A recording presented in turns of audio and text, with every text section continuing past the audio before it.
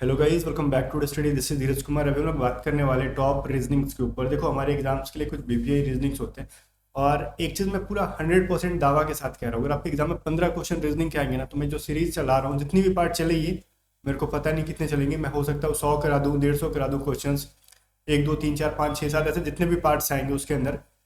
But मैं इस चीज़ की गारंटी देता हूँ कि 15 में 15 क्वेश्चन जितने भी क्लासेस कराएंगे, इनसे बाहर के कंसेप्ट का नहीं आने वाला।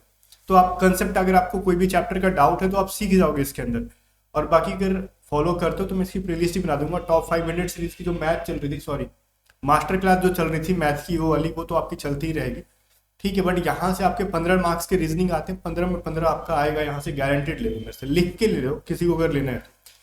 बाकी प्रैक्टिस के लिए आप हमारी पेड पीडीएफ्स को बाई करके प्रैक्टिस कर लो। एग्जाम से पहले के लिए बहुत ज्यादा भी आई है। मैं लास्ट टाइम इतना प्रेशर क्यों दे रहा हूँ आपके ऊपर?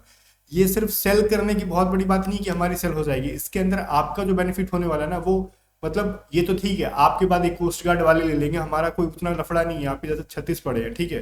बट आपका जो यहाँ से जो उद्धार होने वाला है, तो आपके एग्जाम के लिए जो वीबीआई क्वेश्चन है, आप अनएक्सपेक्टेड चीजें होंगी जब आप एग्जाम में जाओगे, तो पूरा सॉल्व करने के बाद आपको लगेगा ना कि एग्जाम में बैठे हैं और एग्जैक्टली वही सारे क्वेश्चन पूछे गए हैं। खाली नाम और डेटा अलग रहेगा, बाकी प्रोसेस पूरा फॉलो करना होगा वही रीजनिंग में, मैथ में, ठीक है। तो बहुत भी आई है, साथ में करंट अफेयर और जीके भी है, और हमारे इंग्लिश बुक ऐप और ग्रामर प्रैक्टिस की भी पीडीएफ है। सभी पीडीएफ को बाय करने के लिए आप व्हाट्सअप करके बाय कर सकते हो। और मैं फिर से बोल रहा हूँ, लास्ट टाइम के लिए बहुत ही ज़्यादा रामबाण पीडीएफ है हमारा, और मैं ज़्यादा कुछ इसके बारे में तारीफ नहीं करूंगा। आप व्हाट्सअप करके बाय कर सकते हो, ठीक है, अगर बाय करना हुआ आपको तो। देखो, पहला क्वेश्चन हमारा, हेयर का रिलेशन अगर बाल्ड के साथ है तो फर्टाइल का रिलेशन कैसे होगा? और इसको हिंदी, इसका हिंदी नहीं रहेगा, ये इंग्लिश में ही रहेगा। तो आप क्या करोगे? ठीक है, तो आपको लगेगा सर समझ में नहीं आ रहा, तो फिर समझ में कैसे आएगा? मान लो, ठीक है, ये हेयर का अगर जैसे है ना कि हेयर को, क्योंकि रीजनिंग देखो कुछ भी हो सकता है, इसका हिंदी ना भी दें वो लोग, हिंदी और इंग्लिश दोनों भी दे सकते हैं, और ना भी दे सकते हैं इसका हिंदी। रीजन, क्योंकि ये चीज हो सकता है ना, बहुत बार देखा गया है कुछ रीजनिंग्स के अंदर ना, लाइक सिनोनिम एंटोनिम्स टाइप के पूछ ले जाते हैं। एफकेट वैसा करते हैं, और एयरफोर्स एक्स वाई की जो है ना, बहुत सारे सिलेबस अब एफकेट को धीरे धीरे वो फॉलो कर रहे हैं। तो ये चीज समझना है इसको। तो यहाँ पे हेयर का रिलेशन अगर बाल्ड के साथ है, तो इसका मतलब क्या है? जिसको मान लो एक इंसान है जिसके सर पे बाल है, ठीक है, और एक इंसान है जो बाल्ड मतलब होता है टकला, टकला है, तो ये एक दूसरे के बिल्कुल भी एक दूसरे अपोजिट है ना, ये बाल वाला इंसान, ये टकला इंसान, तो मतलब एक दूसरे के एंटोनिम हो गए। तो फर्टाइल का यहाँ पे बता दो एंटोनिम क्या हो जाएगा। फर्टाइल का मतलब होता है जो उपजाऊ है, ठीक है, जो उपजाऊ है, ऐसे होता है ना उपजाऊ, हाँ ठीक है, लिखा हमने। तो इसका उल्टा क्या हो जाएगा? जहां पे फसलें नहीं होती, बंजर होती है, डेट विल बी बैरन। आपको पता भी होगा ये बैरन होता है इसका मतलब। करेक्ट आंसर क्या हो जाएगा? Option number D. नेक्स्ट देखते हैं हम लोग। कह रहा है how many triangles are there in the given picture, वगैरह वगैरह, जो इस फोटो के अंदर कितने वो है ट्रायंगल्स है। तो आप इसको वीडियो करो के आराम से काउंट करो, और ऐसे फोटो के लिए ना ट्रिक विक फॉलो मत किया करो, बिकॉज बहुत बार अब ऐसे फोटो दिए जा रहे हैं जिसके अंदर कोई ट्रिक नहीं लग रहा। तो आप ट्रिक लगा के गलत आंसर भी चूज कर सकते हो। आपको ट्रिक से जो आंसर आए, हो सकता है कि आपके ऑप्शन में रहे और वो सही ना हो, तो फिर प्रॉब्लम में आ जाएगा। यूट्यूब पे टीचर्स क्या करते हैं, बस वैसे वैसे क्वेश्चन छाट के लाते हैं ना, जो ट्रिक को फॉलो कर रहा होता है, चाहे वो कोई भी हो। गाइस, मैं देखो, ये चीज में मेरे को लोग बुरा बोलते हैं, पता है, क्योंकि मैं सच बोल देता हूँ, इसलिए लोगों को पसंद नहीं आता, बहुत लोगों को। तो सच में बोल देता हूँ, ठीक है। तो ये रीजन है। बाकी आपको बेवकूफ बना के वैसे वैसे क्वेश्चन दिया जाए, तो आपको लगता है एयरफोर्स में बहुत डिफिकल्ट क्वेश्चन नहीं आता, लेकिन बच्चे को यहाँ पे डरवाने के लिए बहुत डिफिकल्ट क्वेश्चन कराया जाता है, ठीक है। तो वो उनको लगता है कि वही अच्छा एडुकेटर है, बट एक्चुअल एग्जाम में उतना डिफिकल्ट से लेकर कोई दिक्कत नहीं है, मतलब आता ही नहीं उतना डिफिकल्ट। सारा खेल टाइम मैनेजमेंट का। आप राका का जब आप एग्जाम दोगे ना, तो आपको लगेगा कि सारा क्वेश्चन आप कर सकते हो, सारा प्रॉब्लम सिर्फ टाइम मैनेजमेंट में है। आपसे एक सिंगल क्वेश्चन भी आपको ऐसा नहीं लगेगा ना, मान लो 30 में एक या दो क्वेश्चन ही होगा जिसको आपका आंसर नहीं पता होगा, लेकिन 28 से 29 सवाल ऐसे होंगे ना जिसका आंसर आपको पता होगा, लेकिन आपको टाइम की कमी की वजह से आप नहीं बना पा रहे हो। थोड़ा सा लेंथी होता है, डिफिकल्ट नहीं होता, कंसेप्चुअल बहुत ज्यादा नहीं होता है, खाली थोड़ा सा कैलकुलेटिव और होता है ना, लेंदी होता है। तो इस वीडियो को रोको और इसको काउंट करो। इसको मैंने पूरा सॉल्यूशन दे दिया यहाँ पे, कौन कौन से ट्रायंगल बनेंगे, और ट्रायंगल का नाम देखो मैंने यहाँ पे लिखवा दिया। इस तरीके से काउंट करेंगे तो कुल मिला के कितने ट्रायंगल बन रहे हैं हमारे पास? 15 यहाँ पे देखो, 3 3 6 3 9 3 6 12 और 3 5 15। तो कुल मिला के 15 ट्रायंगल्स बन रहे हैं। इस फोटो को आराम से देखो कि चीजें समझ में आ जाएगी, क्योंकि मैं नाम यहाँ पे लूंगा तो आपका टाइम वेस्ट होगा। 3 नंबर क्वेश्चन देखो, 3rd नंबर क्वेश्चन कह रहा है एक लड़का ना दक्षिण की ओर 30 मीटर चलता है, ओके, फिर वो अपने दाएं मुड़कर 30 मीटर जाता है, फिर वो अपने बाएं मुड़कर 20 मीटर जाता है, दोबारा वो अपने बाएं मुड़ता है और 30 मीटर जाता है। आरंभिक स्थान से कितनी दूरी पर है? गाइस ध्यान से सुनना, ये क्या कह रहे हैं। पहले मान लो इस ए पॉइंट में था, ओके, ए पॉइंट पे था ये, और यहाँ से साउथ में जाता है कितना 30 मीटर, और यहाँ से दाएं मुड़ेगा तो दाएं तो इधर होगा उसका राइट साइड, जब भी साउथ में जाते हैं तो हमारे लेफ्ट की तरफ राइट हो जाता है, राइट की तरफ लेफ्ट हो जाता है, डेट विल बी 30 मीटर। और यहाँ से अगेन वो अपने लेफ्ट मुड़ता है और कितना जाता है भाई 20 मीटर जाता है, दिख रहा है आपको, और फिर 2 बार लेफ्ट मुड़ेगा, एक बार 20 मीटर और एक बार 30 मीटर, तो यहाँ से लेफ्ट मुड़ेगा तो नीचे रहेगा 20 मीटर, और यहाँ से लेफ्ट मुड़ेगा तो 30 मीटर ही है, तो ये बी तक आ गया। ठीक है, तो बताओ मेरे को ए से बी तक की डिस्टेंस कितनी है, तो भाई ये वाली डिस्टेंस हो जाएगी 20 हो जाएगी, और ऊपर की 30, दोनों मिलके मिल जाएंगे 50 मीटर। तो ऑप्शन है हमारे पास 50 मीटर, ऑप्शन नंबर डी।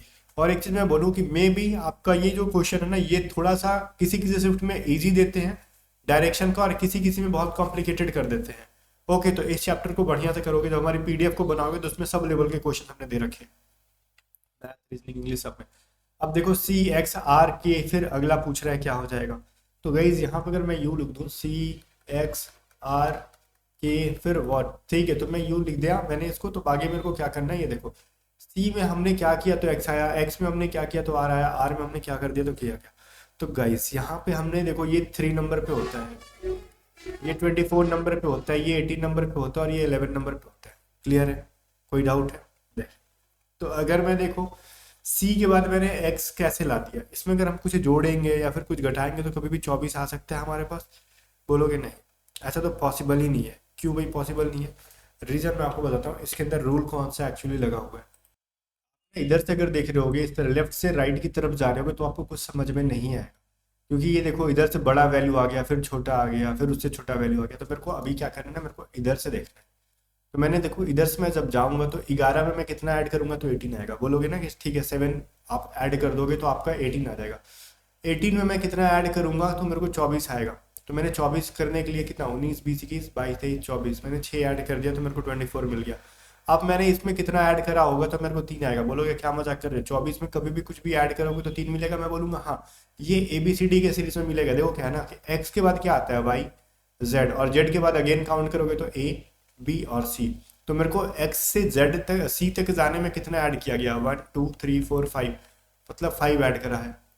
तो ये जो चीज़ है ना इसको समझना। मेरे को ABCD में ना गिनती को एक्चुअली हम काउंट नहीं कर रहे होते, हम अल्फाबेट्स को काउंट कर रहे होते कौन कितने नंबर पे बैठा हुआ है। तो इसी तरीके से यहाँ पे जो वैल्यू हमारा वाट का है, ध्यान से सुनना, मैं वाट को थोड़ा इधर लिखता हूँ। ये जो वैल्यू है मेरे को इसमें कुछ ऐड करना होगा। मतलब वो क्या ऐड करना होगा, ये जितने नंबर पे है उसमें मेरे को 8 ऐड करना होगा। देखो देखो यहाँ से पीछे देखो 5 6 7 8 है ना, तो यहाँ पे मेरे को 8 ऐड करना होगा तो मेरे को 11 मिलेगा। तो मैं वाट के अंदर अगर 8 ऐड करूंगा तो मेरे को 11 मिल रहा है। तो इसका मतलब क्या, मैं वाट की वैल्यू क्या हो जाएगी 11 - 8 बराबर 3। तो 3 नंबर पे क्या आता है ये चीज बता दो। 3 नंबर पे आता है सी, तो सी ऑप्शन नंबर कहाँ पे, डी के अंदर है। ठीक है, चलो। देखने में लग रहा था कि बहुत ईजी है, बहुत ईजी है, लेकिन ईजी है भी, टाइम टेकन है। आगे कह रहा है इन सब में ऑड बता दो कौन सा नंबर ऑड है। ओके, और जब आप फाइंड आउट कर रहे होगे तो आपको मिलेगा इसके अंदर। तो वीडियो को रोको और मतलब पूछ रहे हैं कि बताओ इनमें से ऑड नंबर कौन है, तो क्या करोगे आप, वीडियो को रोक के सॉल्व करो। मैं कहता हूँ अगर 3 है 2 है 8 है 4 है, आप देखो इसको बनाने के ना अगर ये 3 नंबर के होते हैं 4 नंबर के होते हैं तो आपको क्या करना होता है, किसी चीज़ का क्यूब देखना होता है। बिकॉज ये कोई वैल्यू जब स्क्वायर देगा ना तो वो मैक्सिमम 3 नंबर तक के देगा स्क्वायर। जैसे 3 डिजिट का होगा ना 3 2 8 4 0 5 2 1 3 2 3 6, तो ऐसे में वो किसी चीज़ों का स्क्वायर देगा, ठीक है, या फिर क्यूब कुछ भी दे सकता है। लेकिन जब 3 डिजिट से बड़ा वैल्यू हो तो मेरे को ना 2 चीज़ें देखना, स्क्वायर पे दिमाग लगाना नहीं, ये सोच रहे ना या तो किसी के क्यूब होंगे या फिर कुछ और रूल लगा होगा। अगर क्यूब नहीं आ रहा है तो कुछ और रूल क्या है, ये क्यूब किसी के नहीं है तो कुछ और रूल क्या लगा है। मैं अगर 3 को ऐड करूँ 2 8 4, अगर मैं ऐड कर रहा हूँ तो 8 2 10 14 3 17 मेरे को मिल रहा है। अगर मैं इन सब को ऐड कर दूँ 4 0 5 6 को मैं ऐड कर दूँ तो मेरे को क्या मिल रहा है 6 4 10 15, है ना। अगर मैं 2 + 1 + 3 + 7 को ऐड कर दूंगा तो 7 3 10 दोबारा और 1 13 मिल रहा है मेरे को। अगर वहीं पे मैं क्या कर दूंगा 2 + 3 + 6 + 3 को मैं ऐड कर दूंगा तो क्या मिलेगा मेरे को 3 3 6 दोबारा 3 15 मिल रहा है। तो मेरे को यहाँ से क्या समझ में आया ये चीज़ बताओ। 6 4 10 4 14 था ना हमारा, यहाँ पे 15 नहीं था, ये वही मैं बोलूँ हमारा गड़बड़ हो जाता। ये हो गया, और तो कुछ नहीं है इसके अंदर। और नहीं, ये तो 15 ही आएगा। हमने देखो 14 कहाँ आएगा, यहाँ आएगा। मेरे को लिखना था यहाँ और मैंने लिख दिया यहाँ। ये 14 आएगा, ठीक है, ठीक है ना। 6 3 9 10 11 12 13 14, अब ठीक है। अब हमने जोड़ दिया, मेरे को क्या समझ में आया ना, ये जो वैल्यू है ये तीनों एक ऑड नंबर है, विषम संख्या है, और ये क्या है हमारे पास एक इवन नंबर है, मतलब एक विषम संख्या है हमारा, और ये सम संख्या आ रहा है। इनका अगर ऐड करने पे ये सम वैल्यू दे रहा है, इवन वैल्यू दे रहा है, और बाकी सारे कैसे दे रहे हैं, ऑड दे रहे हैं। तो बहुत सारे रूल हो सकते हैं इसके, कभी कभार इनके स्क्वायर्स को जोड़ दिया जाता है तो समथिंग वैल्यू हो जाता है। तो ये डिपेंड करता है कितनी प्रैक्टिस है और एग्जाम का लेवल कैसा है। तो ऐसे सवाल आएंगे अगर तो थोड़े से मॉडरेट लेवल पे जाते हैं, इजी नहीं कह सकते और डिफिकल्ट भी नहीं कह सकते, मॉडरेट लेवल पे जाते हैं। अब कह रहा है एक व्यक्ति की ओर देखते हुए औरत ने कहा कि उसका भाई का पिता मेरे दादाजी का इकलौता बेटा है, तो और उस व्यक्ति से किस प्रकार संबंधित है। औरत उस व्यक्ति से किस प्रकार संबंधित है, तो कैसे करोगे। देखो एक व्यक्ति की ओर देखते हुए औरत ने कह रही ना कि उसका भाई, मतलब इस मैन का जो है ना भाई है, ठीक है, भाई का जो पिता है, वो पिता जो है ना मेरे दादाजी का इकलौता बेटा है। तो ये जो पिता है ना वो किसी के दादाजी का इकलौता बेटा है। तो मान लो किसी की, मतलब किसकी, उस विमेन के, उस औरत के। तो इस औरत के दादाजी का मतलब क्या हो गया, ये खुद भी उसकी बेटी हो गई, ठीक है। तो औरत उस, मतलब इस इंसान से बेटी हो गई, तब ना उसके पिताजी के पिताजी को वो दादाजी बोलेगी। तो उस औरत का व्यक्ति से क्या रिलेशन हो, तो ये भाई बहन हो गए ना, तो व्यक्ति से क्या हो जाएगी, इस इंसान से वो सिस्टर हो गई, ठीक है, सिस्टर है, बहन हो गई, option number B. Seventh number कह रहा है, देखो 0 है, 7 है, 26 है, 63 है, 125 है, 215 है, 342 है, 511 है, और क्या है 728 है। तो अगला क्या हो जाएगा भाई, यहाँ पे एक चीज़ है, देखो 0 कैसे कर सकते हो आप, एक का क्यूब करके अगर हम एक माइनस कर देंगे तो मेरे को 0 मिल जाएगा, ठीक है। अगर चलो ना लिखते हैं, एक का क्यूब करके एक माइनस कर देंगे 0 मिल जाएगा। अगर मैं 2 का क्यूब करके 1 माइनस कर दूं मेरे को 7 मिल जाएगा। 3 का क्यूब करके मैं 1 माइनस कर दूं तो 27 में से एक जाएगा 26। 4 का क्यूब करके 1 माइनस कर दूं 63। 5 का क्यूब करके 1 माइनस कर दूं 124। वहीं पे मैं 6 का क्यूब करके ना अगर 1 माइनस कर दूं 215 आएगा। 7 का क्यूब में से 1 घटा दूंगा, मेरे को क्या मिल जाएगा, 342 मिल जाएगा। और 8 का क्यूब करके 1 घटा दूंगा 512 में से, 511 मिलेगा।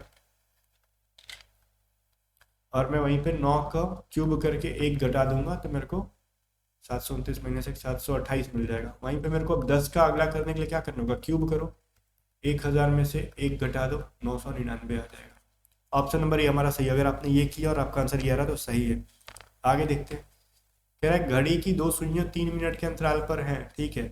घड़ी की 2 सुइयां 3 मिनट के अंतराल पर है, तो दोनों के बीच का एंगल कितना बनेगा भाई। देखो घड़ी की 2 सुइयां जो है ना 3 मिनट के अंतराल पर है, तो 1 मिनट के अंतराल पे कितना गैप बनता है, मेरे को एक बताओ।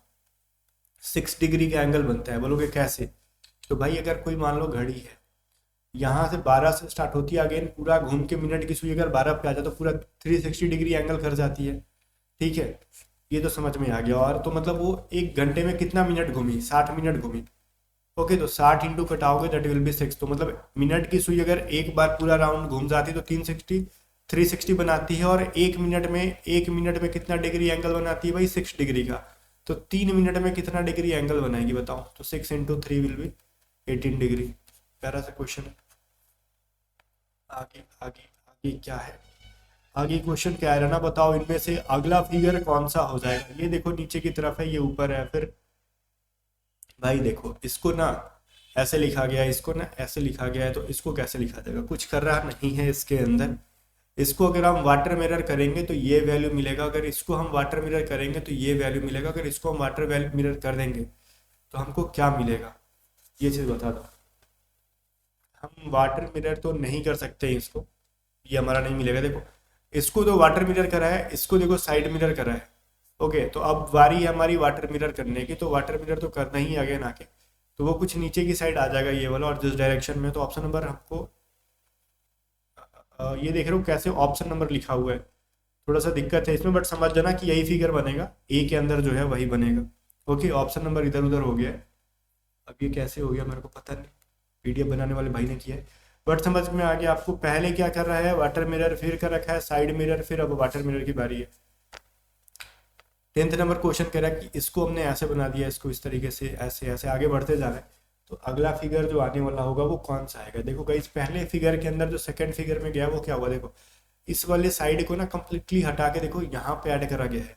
अगले वाले में देखो इस वाले फोटो को हटा के देखो आगे ऐड करा है, अगले वाले फोटो में देखो इधर से मतलब ऊपर से हटाते जा रहा है नीचे की तरफ ऐड कर रहा है, तो आगे क्या करेगा, अभी इसको हटा के देखो ऐड करा है, तो मतलब कहीं ना कहीं इस वाले फोटो को हटाएगा वो, ठीक है, या फिर इस वाले फोटो को हटाएगा, दोनों में से कोई एक हटा सकता है।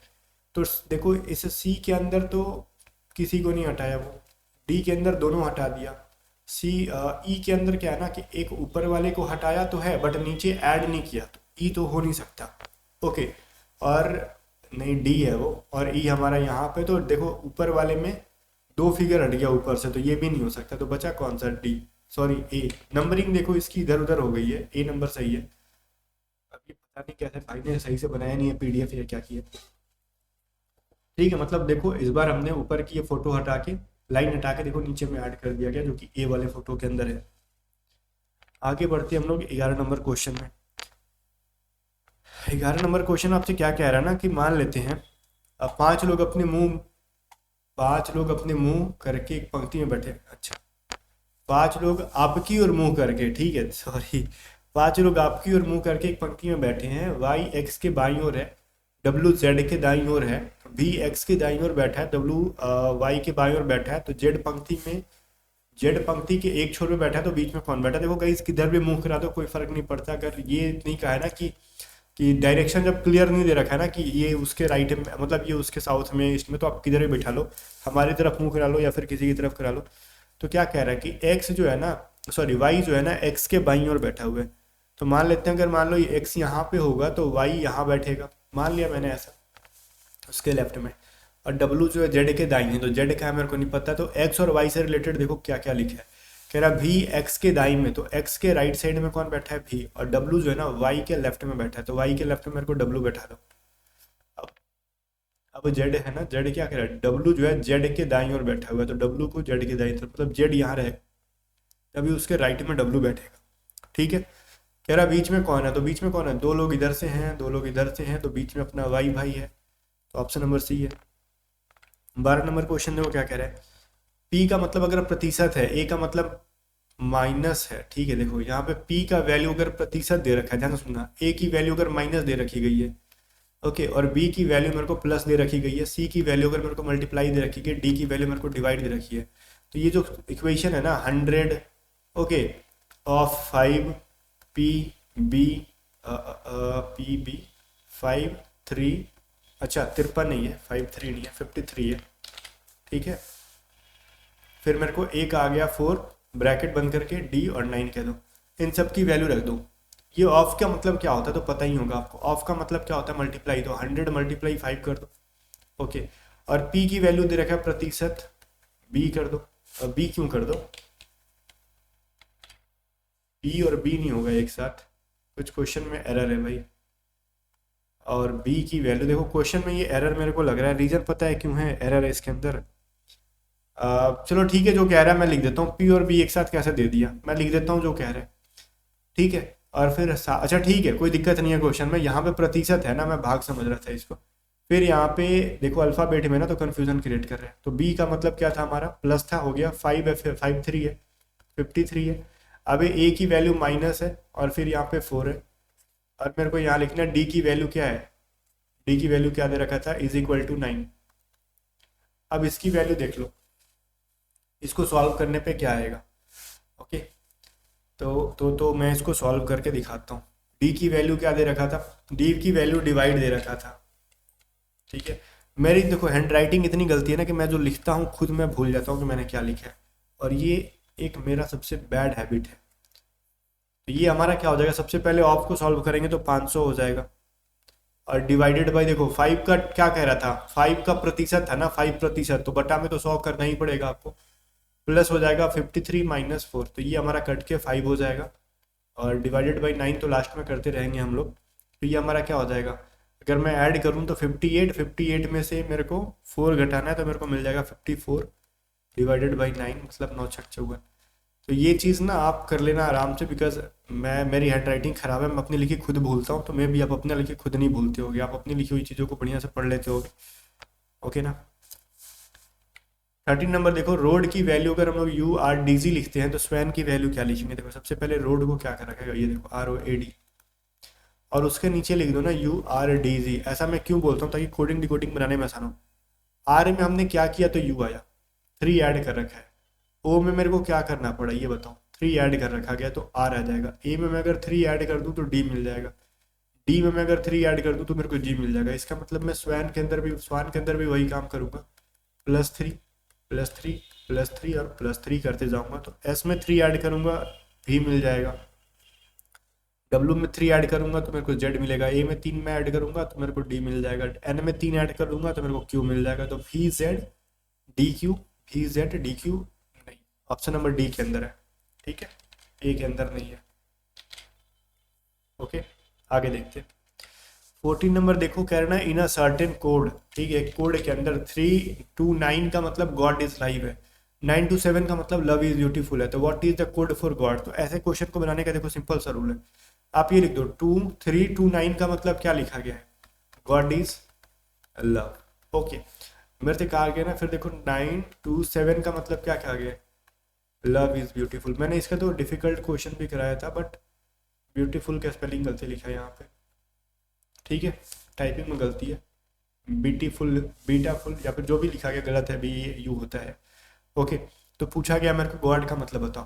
तो दोनों में क्या कॉमन है मेरे को ये देखना है, लव लव कॉमन है, लव इज कॉमन है, और इसके अंदर 2 9 कॉमन है मेरे को दिख रहे हैं। तो बचा यहाँ पे मेरा गॉड का मतलब 3, ठीक है, तो गॉड का मतलब 3 मिल गया मेरे को। तो ये चीज़ आपको ध्यान पर रहेगा। चलो आगे देखते हैं हम लोग।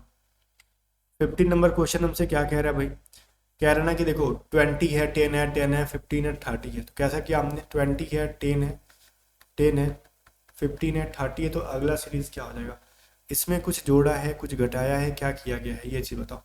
मैं बोलूँगा ना कि मैंने इसके अंदर 10 माइनस कर रखा गया, इसे मैंने फिर 0 माइनस किया, फिर मैंने 5 ऐड किया, फिर मैंने 15 ऐड किया। तो ये कोई लॉजिक है, पहले 10 माइनस कर दो, 0 जोड़ दो, 5 जोड़ दो, 15 जोड़ दो, कोई लॉजिक नहीं है।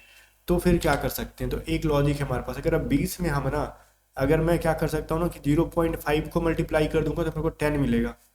ओके, 10 में मैं आपको 0.5 से आधा बढ़ो, तो आधा बढ़ोगे तो मेरे को क्या मिलेगा, 1 मल्टीप्लाई कर दूंगा तो मेरे को 10 मिलेगा। अब 10 में मैं क्या मल्टीप्लाई करूंगा, देखो 0.5 में मैं हाफ बढ़ा था, 0.5 बढ़ा था तो मेरे को 1 मिला। अब मैं 1 में 0.5 बढ़ूंगा तो मेरे को 1.5 मिलेगा, डेट विल बी 15।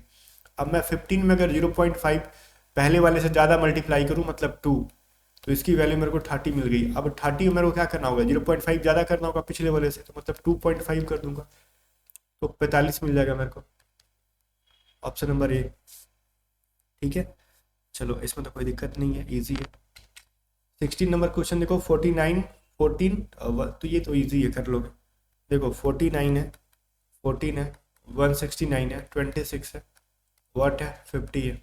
तो इस वाट के जगह पे क्या आ जाएगा, तो जो जिसका स्क्वायर है कर दो, ये 7 का स्क्वायर है, ये 13 का स्क्वायर है, तो फिर ये किसका हो जाएगा नहीं पता। देखो देखो ये 7 का स्क्वायर, मैं इसको दो पार्ट में बांट रहा हूँ इसको, ये 7 का स्क्वायर था और ये 7 को 2 गुना था, ये 13 का स्क्वायर था और ये 13 का 2 गुना था। मतलब ये x का स्क्वायर है और ये मान लो x का 2 गुना है। तो मान लो 2x की वैल्यू 50 है, तो x बराबर क्या हो जाएगा, 25। तो यहाँ पे मेरे को x का स्क्वायर चाहिए, तो x का स्क्वायर बराबर क्या हो जाएगा, 25 का स्क्वायर बराबर 625। बहुत ईजी था ये चीज़, डिफिकल्ट नहीं था। आगे देखते हैं। 17 नंबर कह रहा है, एक महिला की तस्वीर की ओर संकेत करते हुए मृणालिनी ने कहा, उसके बेटे के पिता मेरे माँ के इकलौते दामाद हैं। तो मृणालिनी का उस महिला से क्या संबंध है, तो सबसे पहले समझो, कह रहे हैं उसके बेटे के पिता, मतलब एक तस्वीर के इशारा करते हुए, एक पिक्चर की तरफ इशारा करते हुए कह रहे हैं उसके बेटे के पिता। भाई एक चीज़ बताओ मेरे को, ये कह रहा ना कि मृणालिनी ने कहा कि उसके बेटे के पिता ना मेरे माँ के इकलौते दामाद है। तो अब इसके बेटे के पिता मतलब क्या, ये खुद ना, मतलब इसके बेटे के पिता क्या है भाई, ये खुद मेरे माँ के इकलौते दामाद हैं। तो इस सवाल में मेरे हिसाब से कुछ ऐसा आता ही नहीं है ना कि जो आपको ना बने, क्योंकि इसके जो है मृणालिनी के दामाद का, मृणालिनी जो है ना उसके माँ के दामाद का मतलब क्या हुआ, मृणालिनी के पति, तो इन दोनों का रिलेशन क्या हो गया, हस्बैंड वाइफ का। तो इनमें से कोई भी नहीं होगा, सिंपल सा लॉजिक है। तो मेरे हिसाब से पेन नहीं उठाना चाहिए था, एक मजाक किया हुआ क्वेश्चन है ये। 18 नंबर क्वेश्चन देखो, रमा का मुख जो है ना पूरब दिशा की ओर था, वह 20 मीटर चलती है। ओके, बाईं ओर मुड़ने के बाद वह 15 मीटर चलती है, फिर दाईं ओर मुड़ने के बाद वह 25 मीटर चलती है, अंत में वह दाईं ओर मुड़ती है और 15 मीटर आगे बढ़ती है। वह अपनी आरंभिक बिंदु से या फिर आरंभिक बिंदु से कितनी दूरी पर है। तो सबसे पहले रमा को ना हम लोग कहते हैं ना कि वह पूरब में देख रही है, वह 20 मीटर चला दो ईस्ट में उसको, मान लो ए पॉइंट से चली थी। इसके बाद लेफ्ट मुड़ने के बाद वो 15 मीटर चली, तो मान लो इधर चली, और यहाँ से फिर वो राइट मुड़ती है 25 मीटर चलती है, फिर वह यहाँ से दाई ओर मुड़कर 15 मीटर चलती है, जस्ट इसके पैरेलल आ जाएगी। और अपने प्रारंभिक, तो यहाँ पे अगर आ गई तो बताओ बी पॉइंट पे आ गई तो पहले से कितना डिस्टेंस है, तो ये वाला पॉइंट हो जाएगा 25 और ये 20, मतलब 45 मीटर। और समटाइम्स इसका डिस्टेंस भी पूछ सकता है कि ए से बी का क्या डिस्टेंस है, क्या डायरेक्शन है, डिस्टेंस नहीं डायरेक्शन। तो आपका आंसर होना चाहिए कि ईस्ट की तरफ गई है वो। आगे देखो 19th नंबर क्वेश्चन आपसे क्या कह रहा है भाई, कह रहा है ना कि सी डैश ई, देखो मान लो कह रहा है इस तरीके से C dash E dash C D dash F dash D dash F, तो इसके अंदर हम क्या फिल करेंगे ये चीज़ आप बता दो। देखो सी के जस्ट बाद क्या आएगा मेरे को नहीं पता, लेकिन सी के जस्ट बाद यहाँ पे डी आ रखा है, ठीक है, तो मेरा मतलब है कि मैं यहाँ पे डी भर देता हूँ। अब देखो डी के बाद मेरा यहाँ पे ई आया, तो मैं हर जगह डी के बाद ना मैं ई भर दूंगा, मेरे को जो कहा है वही मैं कर दूंगा।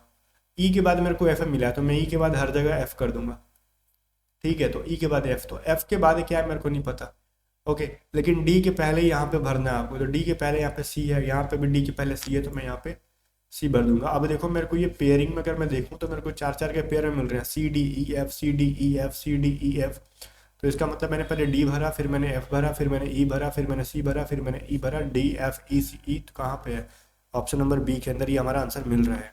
ओके, अगला क्वेश्चन देखते हैं। आपको 5 + 5 की वैल्यू मेरे को कहा जा रहा है कि 24 है, 7 - 7 की वैल्यू मेरे से कहा जा रहा है भाई कि 50 है। ओके, तो 10 + 10 की वैल्यू मेरे से क्या होगा, बोलोगे मास्टर पगला गए हो, ये कौन सा हिसाब कर रहे हो आप। मैं बोलूँगा मेरे को खुद नहीं पता मैं कौन से हिसाब कर रहा हूँ, लेकिन ये कैसे हो गया। तो देखो मैं ये 5 + 5 को मैं वो कैसे बना सकता हूँ 24, तो एक लॉजिक मेरे को लिख रहा है ना, अगर मैं 5 × 5 कर दूंगा तो मेरे को 25 मिलेगा, और 25 में 1 घटा दूंगा तो 24 मिलेगा। ओके, तो क्या मैं 7 × 7 को ही मल्टीप्लाई करके 49 - 1 कर दूंगा तो मेरे को मिलेगा नहीं, तो 49 + 1 कर दूंगा तो मेरे को 50 मिल रहा है। देखो एक चीज मेरे को समझ में आया कि ये बीच में प्लस है ना, तो दोनों वैल्यू को मेरे को मल्टीप्लाई करके, तो प्लस का उल्टा होता है माइनस, तो -1 कर दिया। यहाँ पे माइनस था ना, तो मैंने दोनों को वैल्यू को मल्टीप्लाई करके, तो माइनस का उल्टा होता है प्लस, तो मैंने प्लस कर दिया तो मेरे को 50 मिल गया। तो ये चीज़ तो मेरे को क्लियर हो गया कि अब 10 × 10 मेरे को 100 करना है। अब क्या करना है, तो बीच में प्लस है तो प्लस का उल्टा क्या होता है माइनस, तो मैं माइनस कर दूंगा तो मेरे को 99 मिल जाएगा। तो ये है रीजनिंग का लॉजिक। ओके, अब देखो हम लोग अगला चलते हैं क्वेश्चन की तरफ।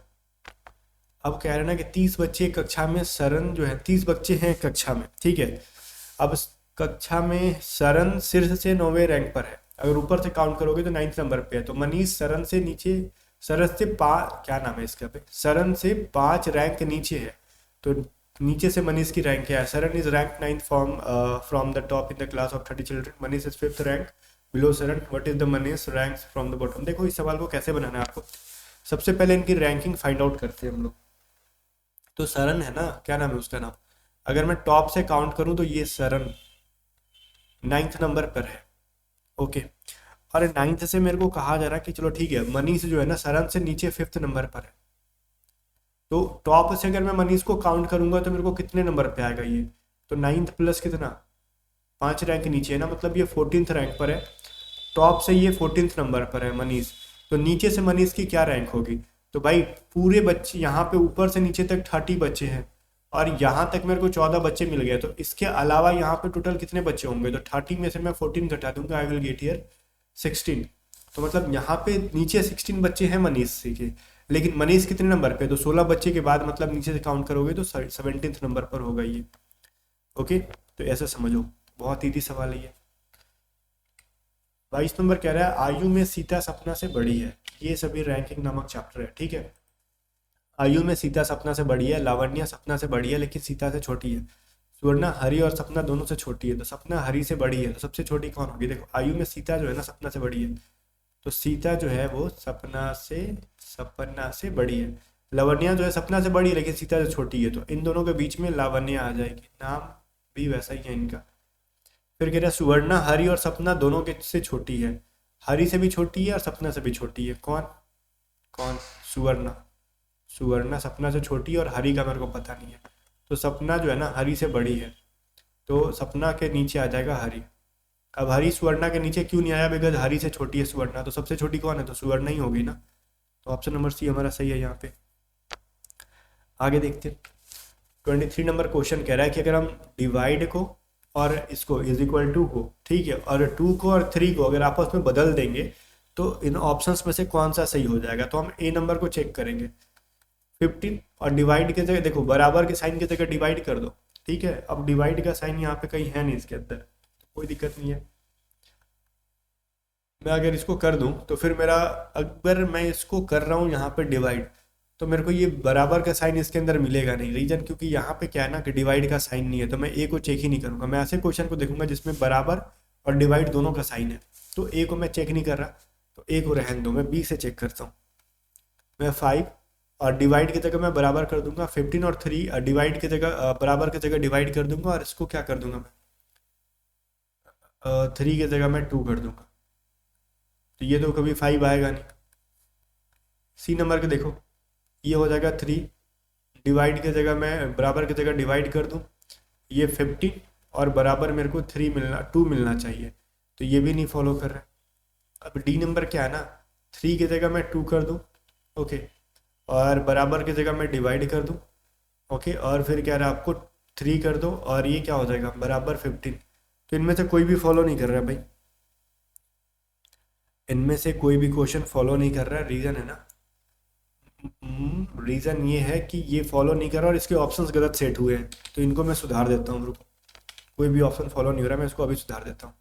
लेकिन इसको हम सुधार नहीं सकते, ये प्रीवियस ईयर क्वेश्चन है, किसी एग्जाम का पूछा होगा, तो मैं इसको बोलूँ कि अगर मेरे को इसी पे ठीक करना हुआ तो मैं कैसे इसका आंसर करूँगा। ओके, तो एक चीज़ यहाँ पे ध्यान से समझना, अगर आपने इसको फाइनली इनकरेक्ट कर दिया तो मैं कहता हूँ ये क्वेश्चन इनकरेक्ट नहीं है, ठीक है। क्यों, क्योंकि सवाल को हमने अगर बढ़िया जब पढ़ा होगा तो क्या लिखा है, 2 and 3 आर म्यूचुअली चेंज, मतलब 2 and 3 को कब चेंज करेंगे, जब वो दोनों एक साथ होंगे, ठीक है, तब मैं 3 की जगह 2 करूंगा, 2 की जगह 3। अगर सिर्फ कोई एक ही वैल्यू आ रखा है तो मैं उसको चेंज नहीं कर सकता। म्यूचुअली का मतलब पता है क्या है, मैं आपकी जगह चला गया, वो मेरी जगह, तब मैं ऐसा करूंगा। लेकिन इस इक्वेशन में तो फिर 2 and 3 है नहीं, ठीक है, सिर्फ और सिर्फ 3 है, तो मैं 3 को क्यों चेंज करूँ।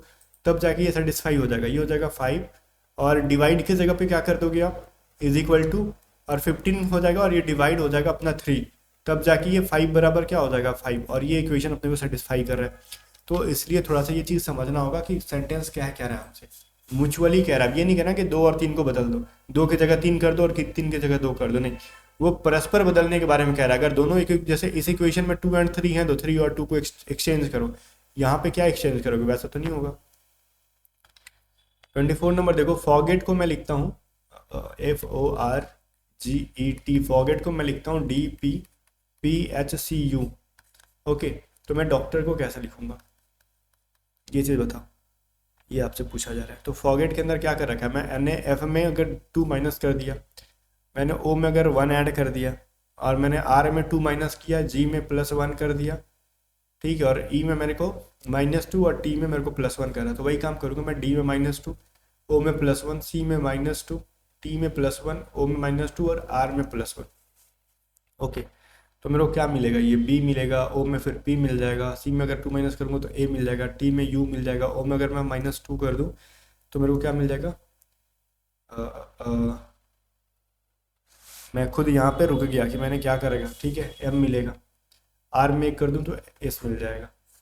कभी कभी पता है क्या है, जैसे सब कंप्यूटर लगातार चलाओगे, फ़ोन लगातार चलाओगे तो रुक जाता है ना, सट जाता है, वैसे ही अपना दिमाग हो जाता है, लगातार बोलते बोलते सोचना बंद कर देता है कि क्या कर रहे हैं हम लोग। ओके, तो BP और AUMS कहाँ पे मेरे को मिलेगा, ये ऑप्शन ढूंढो, ऑप्शन नंबर A के अंदर है। कभी कभार दिमाग भी हैंग करता है, आपने जस्ट देखा एग्जाम्पल कैसे हैंग करता है, सडनली समझ ही में नहीं आया कि मैं क्या कर रहा हूँ। आगे देखो, 25 नंबर कह रहा है, गैरेज का रिलेशन अगर मोटर कार से है तो फिर एयरक्राफ्ट का किससे होगा। कुल मिला के देखो, मोटर कार को गैरेज में रखा जाता है, तो एयरक्राफ्ट को कहाँ, जहाँ पे रखा जाता है उसको हम लोग हैंगर कहते हैं, मोटर एयरक्राफ्ट को जहाँ पे रखा जाता है, ठीक है, तो याद रखना हैंगर, जहाँ पे बहुत सारे एयरक्राफ्ट रखे जाते हैं उसको हैंगर कहा जाता है। 26 नंबर कह रहा है, देखो कह रहा है कि ये एक ग्राफ है, और इस ग्राफ में देखो ट्रायंगल जो है ना वो बच्चों को बताया जा रहा है, ट्रायंगल किसको बता रहा है, वो चिल्ड्रन को बता रहा है, और सर्कल जो है ना वो विलेजर्स को बता रहा है, और फिर एक क्या है, ये रेक्टेंगल है, रेक्टेंगल किसको बताता है? स्कूल जाने वाली जनसंख्या को बताता है।